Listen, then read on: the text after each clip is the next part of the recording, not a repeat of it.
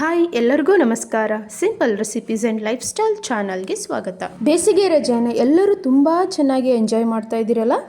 Evening ಆಯಿತು ಅಂದರೆ ಮಕ್ಕಳಿಗೆ ಏನು ಸ್ನ್ಯಾಕ್ಸ್ ಮಾಡಬೇಕು ಅನ್ನುವಂಥ ತಲೆಬೇನೆ. ಅದಕ್ಕಾಗೇ ಒಂದು ಹೆಲ್ದಿ ಆದಂಥ ಸ್ನ್ಯಾಕ್ಸ್ ಹೇಳ್ಕೊಡ್ತೀನಿ. ಅದೇ ಅವಲಕ್ಕಿ ಚೂಡ ಯಾವ ರೀತಿಯಾಗಿ ಮಾಡೋದಂತ ಹೇಳ್ತೀನಿ ನೋಡಿ. ಅರ್ಧ kg ಪೇಪರ್ ಅವಲಕ್ಕಿಯನ್ನು ತಗೊಂಡಿದ್ದೀನಿ. ಇದನ್ನು ನೀಟಾಗಿ ಕ್ಲೀನ್ ಮಾಡಿ ಇಟ್ಕೊಂಡಿದ್ದೀನಿ ನೋಡಿ.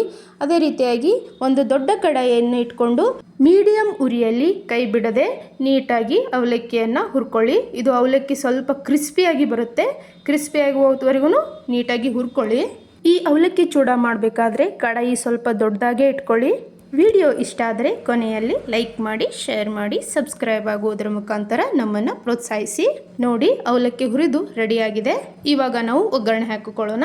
ಅದೇ ಕಡಾಯಿಗೆ 2 ರಿಂದ 3 ಟೇಬಲ್ ಸ್ಪೂನ್ ಎಣ್ಣೆಯನ್ನು ಹಾಕಿ ಅದಕ್ಕೆ 200 ಗ್ರಾಮ್ ಶೇಂಗಾ ಬೀಜವನ್ನು ಹಾಕಿ ನೀಟಾಗಿ ಹುರ್ಕೋಬೇಕು. ನಿಮಗೆ ಶೇಂಗಾ ಬೀಜ ಹೆಚ್ಚಾಗಬೇಕಾಗಿತ್ತಂದರೆ ಒಂದು ಸ್ವಲ್ಪ ಹೆಚ್ಚು ಕೂಡ ಹಾಕೋಬೋದು.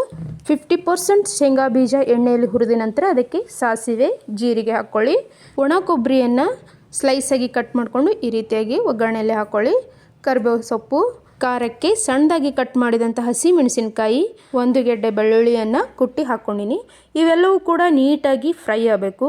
ಕಲರ್ ಚೇಂಜ್ ಆಗುವವರೆಗೂ ನಾವು ಸಣ್ಣ ಉರಿಯಲ್ಲೇ ಹುರ್ಕೋಬೇಕು. ನೋಡಿ, ಒಣ ಕೊಬ್ಬರಿ, ಹಸಿ ಮೆಣಸಿನಕಾಯಿ, ಬೆಳ್ಳುಳ್ಳಿ ಇವೆಲ್ಲವೂ ಕೂಡ ಕಲರ್ ಚೇಂಜ್ ಆಗುವವರೆಗೂ ಈ ರೀತಿಯಾಗಿ ಎಣ್ಣೆಯಲ್ಲೇ ಫ್ರೈ ಮಾಡ್ಕೋಬೇಕು. ಹೀಗೆ ಎಲ್ಲವೂ ಹುರಿದ ನಂತರ 2 ಟೀ ಸ್ಪೂನ್ ಧನಿಯಾ ಪೌಡ್ರನ್ನು ಈ ಒಗ್ಗರಣೆಯಲ್ಲೇ ಹಾಕೋಬೇಕು. ನೋಡಿ, ಈ ರೀತಿಯಾಗಿ ನಾನು MTR ಧನಿಯಾ ಪೌಡ್ರ್ ತೊಗೊಂಡಿನಿ. ಧನಿಯಾ ಪೌಡ್ರ್ ಒಗ್ಗರಣೆಯಲ್ಲೇ ಹಾಕೋದ್ರಿಂದ ತುಂಬ ಚೆನ್ನಾಗಿ ಟೇಸ್ಟ್ ಕೊಡುತ್ತೆ ಅವಲಕ್ಕಿ ಚೂಡ. ಇವಾಗ ಅರಿಶಿಣ ಪುಡಿ ಹಾಕ್ಕೊಳ್ಳೋಣ. ರುಚಿಗೆ ತಕ್ಕಷ್ಟು ಉಪ್ಪನ್ನು ಹಾಕಿಕೊಳ್ಳೋಣ. ಈ ಅವಲಕ್ಕಿ ಚೂಡಕ್ಕೆ ಉಪ್ಪು ತುಂಬ ಹಿಡಿಸೋದಿಲ್ಲ. ನಾವು ನೋಡಿ ಅವಲಕ್ಕಿ ಚೂಡ ಆದ ನಂತರ ಟೇಸ್ಟ್ ಮಾಡಿ ಸ್ವಲ್ಪ ಹಾಕ್ಕೋಬೋದು. ಎಲ್ಲವೂ ಒಗ್ಗರಣೆಯಲ್ಲೇ ಮಿಕ್ಸ್ ಆಗಿದೆ. ಇವಾಗ ನಾವು ಅವಲಕ್ಕಿಯನ್ನು ಹುರಿದು ಇಟ್ಕೊಂಡಿರ್ತೀವಲ್ಲ, ಆ ಅವಲಕ್ಕಿಯನ್ನು ಇದಕ್ಕೆ ಹಾಕಿ ನೀಟಾಗಿ ಮಿಕ್ಸ್ ಮಾಡ್ಕೋಬೇಕು. ನೋಡಿ, ಈ ರೀತಿಯಾಗಿ ಅವಲಕ್ಕಿ ಒಗ್ಗರಣೆಯಲ್ಲಿ ಮಿಕ್ಸ್ ಆಗಬೇಕು. ನೋಡಿ, ಈಗೆಲ್ಲವೂ ಅವಲಕ್ಕಿ ಒಗ್ಗರಣೆಯಲ್ಲಿ ಮಿಕ್ಸ್ ಆಗಿದೆ. ಇವಾಗ ನಾವು ಪುಡಿ ಮಾಡಿಟ್ಟಂಥ ಸಕ್ಕರೆಯನ್ನು ಇದಕ್ಕೆ ಮಿಕ್ಸ್ ಮಾಡ್ಕೋಬೇಕು. ಸ್ವಲ್ಪ ಸಕ್ಕರೆಯನ್ನು ತಗೊಂಡು ಮಿಕ್ಸಿ ಮಾಡಿಕೊಂಡು ಇದಕ್ಕೆ ನಾವು 2 ರಿಂದ 3 ಟೇಬಲ್ ಸ್ಪೂನ್ ಸಕ್ಕರೆಯನ್ನು ಇದಕ್ಕೆ ಹಾಕಬೇಕು. ನೋಡಿ, ಸಕ್ಕರೆ ಹಾಕಿದ ನಂತರ ಅವಲಕ್ಕಿ ಚೂಡ ರೆಡಿ ಆಯಿತು. ವಾವ್, ನೋಡಿ ಅವಲಕ್ಕಿ ಚೂಡ ಕಲರ್ ಎಷ್ಟು ಚೆನ್ನಾಗಿ ಬಂದಿದೆ. ಇದು ರೆಡಿ ಆಯಿತು. ನಾವು ದಿನಾಲೂ ಟೀ ಟೈಮಲ್ಲಿ ಈ ಅವಲಕ್ಕಿ ಚೂಡವನ್ನು ಟೀ ಜೊತೆ ತಿಂದರೆ ತುಂಬ ಚೆನ್ನಾಗಿರುತ್ತೆ.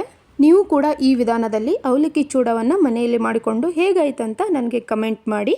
Thank you.